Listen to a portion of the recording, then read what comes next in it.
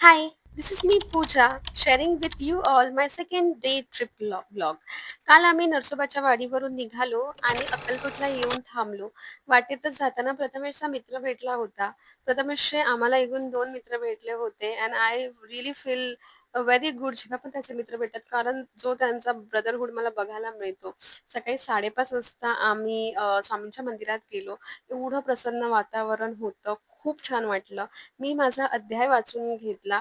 कारण मला असं वाटतं this is the whole point of my life की स्वामी आहेत म्हणून माझं सगळं आहे. मी माझ्या आईची छान पैठणी नेसली होती. खूप हेवी होती. खास अक्कलकोटसाठी मी आणली होती. त्यानंतर मी ती चेंज केली. माझी साधी कॉटनची म्हणजे माझ्या आईचीच साडी नेसली आणि आम्ही नाश्ता करायला बसलो. तिथून आम्ही निघालो गांगणापूरला. गांगणापूरला खूप ऊन होतं. लस्सी प्यायले. मला अजिबात ऊन सहन होत नाही. गंगापूरला खूप गर्दी होती. आम्ही व्ही-आय-पी पासेस काढले, दर्शन घेतलं. 2 मिनिटात आमचं खूप सुंदर असं दर्शन झालं.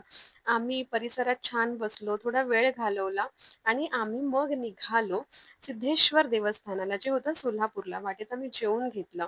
इथे ह्या महिलांचा पाठ चालू होता. खूप मस्त वाटलं. ह्या मंदिराचं थोडंसं काम चालू होतं. ह्यावेळेस ट्रिपला येताना प्रथमेशने 3 दिवसासाठी एक जीन्स आणली होती. त्यामुळे आम्ही वाटेत थांबलो आणि प्रथमेशसाठी पहिली शॉपिंग केली. तिथून आम्ही निघालो तुळजापूरला जायला. तुळजापूरला माझं खूप बेस्ट एक्सपिरियन्स ह्यावेळेसचा होता. कारण मला गाभाऱ्यात उभं राहून देवीची ओटी भरता आली and this was the best moment of my life असं मला वाटतं. आणि असा होता आमचा हा सेकंड डे. मला ह्या तुळजापूरच्या दर्शनासाठी प्रथमेशचा फ्रेंड विशाल ह्याला खूप खूप खूप थँक यू म्हणायचं आहे. कारण त्याने आमचं खूप सुंदर असं दर्शन घडवून घेतलं. So this was our today's day and stay tuned for my tomorrow's vlog. Bye.